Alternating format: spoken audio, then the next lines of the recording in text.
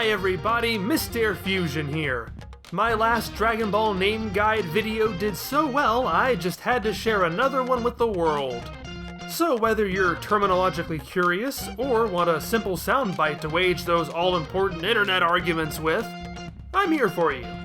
Last time I did a selection of half a dozen characters that I thought best laid a simplified groundwork for understanding the various sources Dragon Ball names come from, and what some of the difficulties are in adapting sounds between languages as different as English and Japanese. So if you'd like, please check that one out. I'm going to try to be as accessible as possible to new viewers, but I don't really want to repeat myself too much either. Also, in the attempt to be as accessible as possible, I'm going to try to keep things relatively simple and not overload you with too much information keyword as try. This time around, rather than doing a medley of different names, I'm going to stick to a theme. All the names I'm covering today relate to the alien species that Son Goku finds out he belongs to in Chapter 197 of Dragon Ball. You probably figured that out from the title of the video. And hey, it's not just because that particular species is very popular and I desperately need your sweet, juicy views and engagement. Like, comment, and subscribe, glitter tits. It's because it demonstrates quite well Toriyama Akira's predilection for naming groups within a certain theme. So I'm working on this video with a tall glass of V8 because I gotta get my veggies in.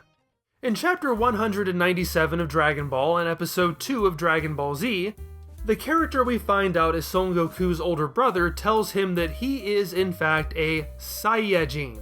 Saiya-jin. What does that mean? While a lot of Toriyama's name jokes are based in English words, as we'll see with most of the characters who fall into this group, the group itself is actually Japanese. Saiya is an anagram of yasai, which is the Japanese word for vegetable. Take off the first sound and throw it to the end, and you get a brand new made-up term. Saya. But what is that bit on the end? Why is that there? That kanji is spoken as jin. It is basically a suffix attached to the end of a word to denote a person or people belonging to the aforementioned group. So literally, that translates to Saya person or Saya people, depending on the context. Those are a little bit cumbersome in English. We have our own suffixes we attach to words in order to denote the same thing. For example, a term often used in Dragon Ball is Chikyujin, or Earth person or people. We render that as Earthling. If we want to say someone is from America, we call that person an American. To jump back to Dragon Ball, if we refer to a person from Piccolo's home planet of Namek, we can call that person a Namekian. So here in English, we have a lot of options and tend to go with whatever sounds best with the word in question. Conveniently, pretty much everybody is in agreement with how to anglicize Saiya-jin. You just slap an N onto the end of it and call it a day. Here's where we run into a bit of an issue though. You take the word Saya and slap an N on it. That's Saiyan, right? Easy peasy. Well, way back in 1996 when Funimation was first dubbing Dragon Ball Z, they took a look at this word, collectively shrugged, decided it was pronounced Saiyan, and created perhaps the biggest controversy in English-speaking Dragon Ball fandom. Yay. And since subtitles and manga are not spoken aloud, that pronunciation has pretty much gone uncontested for the past quarter of a century and is not going anywhere. And I'm sure the fact that Viz only has to spell this name is something they are eternally grateful for every day of their lives. Yeah, all of those journalists you make fun of when the Goku balloon floats down the Macy's Thanksgiving Day Parade? Goku has come to the parade in his powerful Super Saiyan blue form. They're actually pronouncing it right. So please stop heckling them, you guys get literally every other day of the year, let me have this one! Part and parcel with the joke that Saya is basically table veg, the name of their dearly departed home planet and its whiniest princeling for 20 years running is Bejiita. This one is so simple I more or less skimmed past it on my way to Videl in my last video. The Japanese language does not have a V sound, so their approximation of the English word vegetable is Vegetabaru.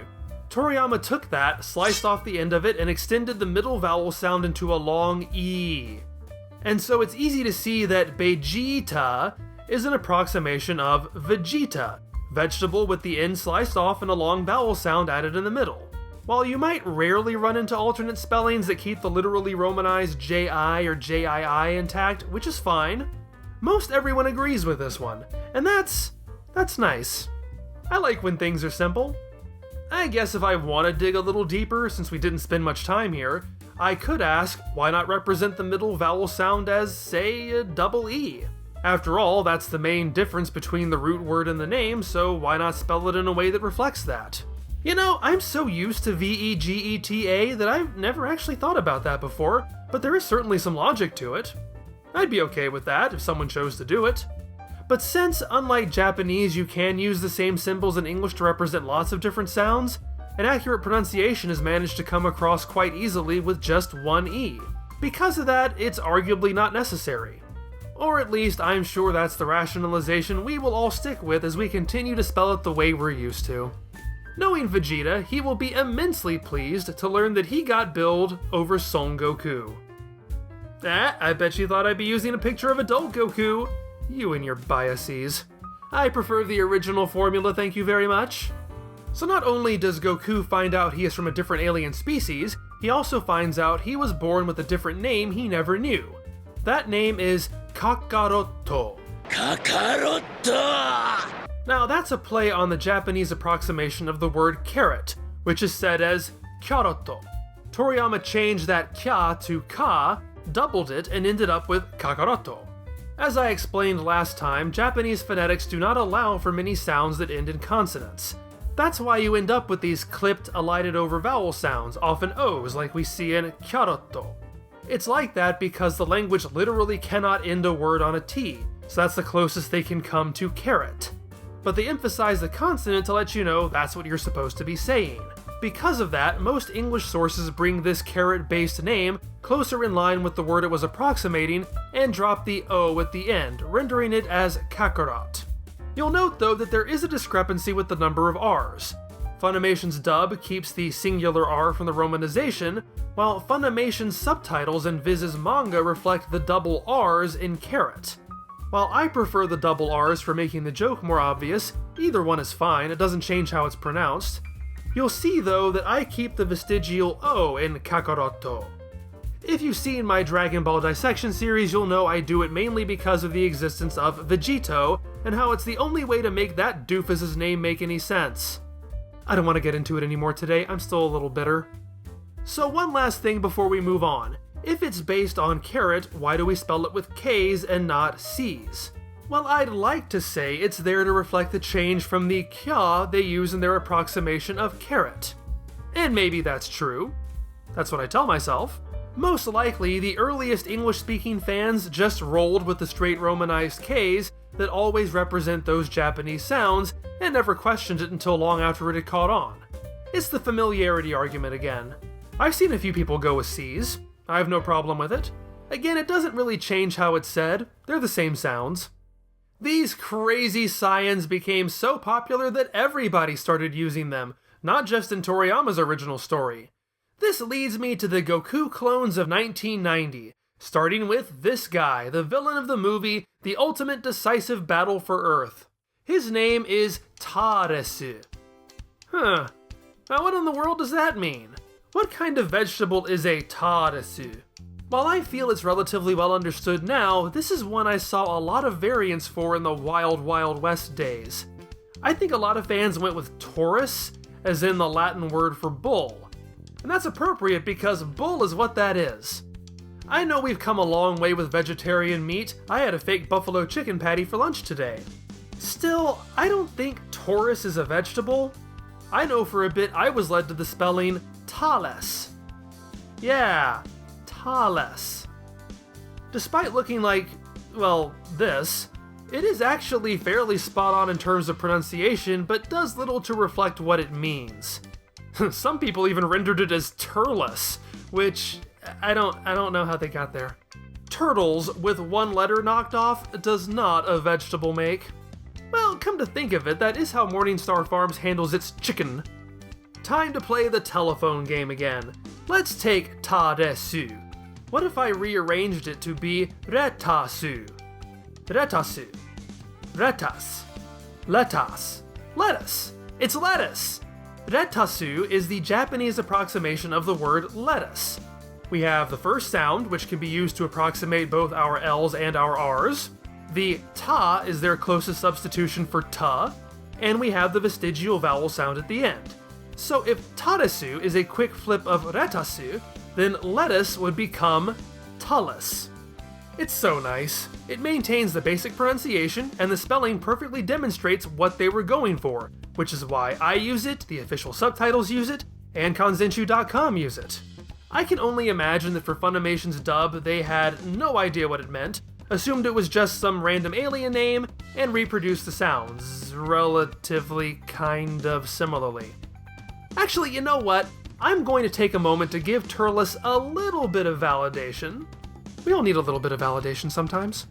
If you were paying close attention to my telephone game, you might have noticed that I flipped Taaresu to Retasu, but that the character's name is actually Taaresu, with an extended first vowel sound. That is a difference to lettuce that Tullece doesn't visually represent. While extending a vowel can simply be used to increase emphasis on that part of the word, it can also be used as a substitution. The rhotic R, or R-colored vowel we have in English, doesn't exist in a lot of languages. When Japanese is trying to approximate an English word that has it, they tend to express that by lengthening the vowel. We can see an example of that with gareku, which is clearly approximating garlic. Because of that, I can see some logic in ta becoming tur. The resulting name is a stretch and does little to represent itself, but I'm trying to be fair. Since I went deep into the weeds just now with boring, didactic, phonetic talk and I don't want to lose you, here's a joke. The other night, I dreamed I was dating Christy Carlson Romano. I guess in the realm of the subconscious, anything is Kim possible. I really did have that dream, though. Now let's move on to the second Goku clone of 1990. His design was again used for an animated project starring his father, and that father's name is Baadakku. Now, he's named for a vegetable you might not be familiar with, Burdock, a root commonly eaten in Japan and known over there as gobo. And like we just saw with Retasu being substituted for lettuce, we see bur being approximated with ba. So here's where we get a contentious divide, one that unexpectedly blew up fairly recently. Bardock with an A has been the most common English spelling, both through Funimation's dub and even before it. However, Funimation's subtitled version goes with Burdock, as did Viz's manga for the character's very brief cameo in Toriyama's Dragon Ball. In October of 2021, the character of Baadakku returned in the ongoing Dragon Ball Super manga. Now, in the past, these separate spheres have remained relatively and blissfully separate. Most fans over here didn't read Dragon Ball, they watched it on TV. And that's fine. But since the Dragon Ball Super manga has largely been the only new game in town for the past few years, that's gotten more eyes on it. So all of a sudden, a bunch of fans who'd never seen it before were introduced to Burdock. And Twitter went crazy. They went crazy to the point that fans bullied Viz into backtracking on a name they'd consistently used for over 20 years. A name that is at least as accurate as Bardock, and arguably more so, and all because they had no idea what they were talking about. Fans were a mistake. For the record, I myself have used Bardock in my own videos, but I almost changed to Burdock just out of solidarity over how stupid this was. And hey, it's always good to reevaluate. For example, I learned recently that Burdock in Japanese might be approximated as Baadakku rather than Baadakku, like the character name. So it might be that he's not the exact word anyway. But how do you reflect that in English? The ah sound is already used fairly interchangeably with the short o sound as it is. How do you represent that without sounding less like the name? Do you compromise with Bardock because there's a deviation from the word somewhere, even if it's not there? Some Japanese sources have rendered it as Bardock. I don't think there's a perfect answer. So if I have any points to close out this section, here they are. 1. See how complicated these things can be? 2.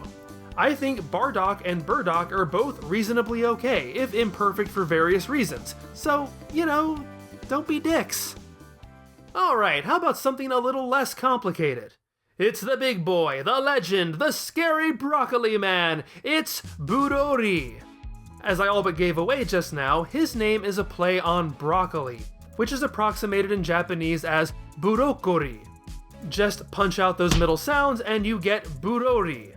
Account for those elided vowels in the Japanese RL and you end up with Broli. Well, I guess technically you could argue for shifting to the actual vowel sound in broccoli, which would give you Broli, but I don't think anyone ever advocates for that pronunciation. For me, that's too big of a change, and I tend to prioritize pronunciation over meaning. Again though, things can't be too simple, which I'm sure a lot of you have already noticed. There is an official divide. Funimation's subtitles traditionally ended it in an I. Pretty much everyone else nowadays ends it in a Y, especially since the recent movie rendered it that way in English across languages. I still stick with I, partly because I'm used to it, and partly because it makes ever so slightly more sense. Broccoli ends in an I. Nothing about that part of the word is altered when it's converted into the character's name, so why change it to a Y in English? Ultimately though, I feel about this the way I do Frieza with an IE versus Frieza with a double E. I know some Friezas feel strongly about it. Then why is there an I in it? That isn't. To me though, while I use and prefer double E and question why Funimation felt an I was necessary, it really doesn't hurt anything. The pronunciation remains exactly the same, and the joke is so barely obscured it doesn't have any real impact. Spell Broli with an I, spell it with a Y. Either way, I wouldn't kick him out of bed. Because he scares me. His power is maximum, don't you know? You won't find me having quite the same live and let live attitude for our last Saiyan character today. She's barely in anything, but people seem to like her and ship her anyway. It's Bardock's doomed teammate, and her name is Seripa. And she's also fairly easy to figure out. Her name is a play on the vegetable parsley. Take parsley and convert it into its Japanese approximation, which is pasari. Take the first sound and flick it over to the end, and you have Seripa. So this is pretty simple. It's Selypa. But where did the R go, you ask? Well, it's that darned rhotic R again. Pasari doesn't feel the need to use that extended ah sound, and while pasari sounds close enough to parsley, saying Selypar sounds like a bit of a departure from Seripa, so let's just leave it at Selypa. Now, fun fact about this character, her name is never spoken in dialogue in the original Bardock special. That's true for nearly all of the teammate characters. Their names only exist in the credits. And because she primarily exists in this one work, there really isn't a lot in terms of official English renderings of this name. I spell it Selypa as that best reflects the original word. Kanzenshu.com spells it that way too. However, Herms's name pun guide on the Kanzenshu forums spells it Selipa, keeping the romanized vowel. Refer back to what I said about I Frieza or Y Broli. It's fine, it's whatever. But there are no subtitles, there is no manga. All we have is the dub, and the dub goes with Fasha. No hate, no shade if the Funimation dub is how you prefer to enjoy the franchise, and if this is what you call this character. But let's be real, Fasha in no way, be it spoken, be it written, be it in terms of meaning, comes anywhere close to this character's name. There's no argument to be made here. As was common then, the dub of this special added in lots and lots of dialogue that wasn't there originally, and had nothing to do with what was actually being said. That included saying these characters' names out loud. I'm guessing they didn't know what her name was, and so they simply made up some random alien sounds. And I'm actually being charitable with that assumption because there is one of Bardock's pals whose name is spoken in the special, and that is Toma. That's very obviously a modified shortening of tomato, or rather tomato. It requires no phonetic adaptation whatsoever. Toma is the paradigm of cross-language simplicity. For seemingly no reason, they renamed him Tora. As always, bang up job, guys. Ooh, one last bit of trivia. As if that wasn't enough names for one barely seen character, Toriyama, when presented with the design sheets for this special, made his own recommended edits, including changing the names. He's the one who came up with Seripa. Her pre-production name? Kon, or Corn. So those are some of the Saiyans. I can't stick around here all day, you know. For a mostly extinct species, there are quite a lot of them. But I think that at least gives you a baseline for understanding these names, where they come from, how they're adapted, and what causes discrepancies between different people and organizations. As always, we don't have to agree. I'm not here to tell you to abandon your preferred version of Dragon Ball and run free and naked through the fields with me. I'm just trying to get you to understand what all is involved here and share with you alternatives you might not have known. So what group of names would you like me to do next? Just tell me. Thanks as always to my lovely, lovely patrons. Those are the types who might very well be running free and naked through the fields with me. I honestly don't know. I don't look behind me all that often. But you can join them and all their rewards. Not the field running thing, but a private Discord server, early access to videos, name in the credits, and even some goodies in the mail. I'll see you next time.